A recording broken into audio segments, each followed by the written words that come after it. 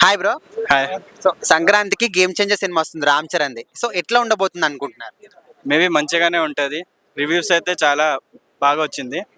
So నేను trailer కూడా చూసిన, నచ్చింది. సో మేబీ హిట్ అవుతుంది. అంటే ఇప్పటి వరకు శంకర్ డైరెక్షన్ తెలుసు కదా, ఐ రోబో లాంటి సినిమాలు చాలా అద్భుతంగా వచ్చాయి. సో శంకర్ డైరెక్షన్ ఎట్లా ఉంటుంది అనుకుంటున్నారు? అది మతలబ్ డైరెక్షన్ అయితే బాగానే ఉంది.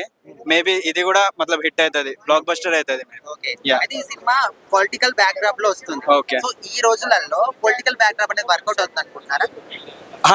బికాస్ ఈ రోజులో మతలబ్ పాలిటిక్స్ ది చాలా మతలబ్ బయట నడుస్తుంది. సో ఇఫ్ స్టోరీ మంచిగా ఉంటే మేబీ కావచ్చు. రామ్ చరణ్ యాక్టింగ్ గురించి ఏం చెప్తారు? మగధీర, ట్రిపుల్ ఆర్ లాంటి సినిమాలు వచ్చాయి. అవును, హిట్. డాన్స్.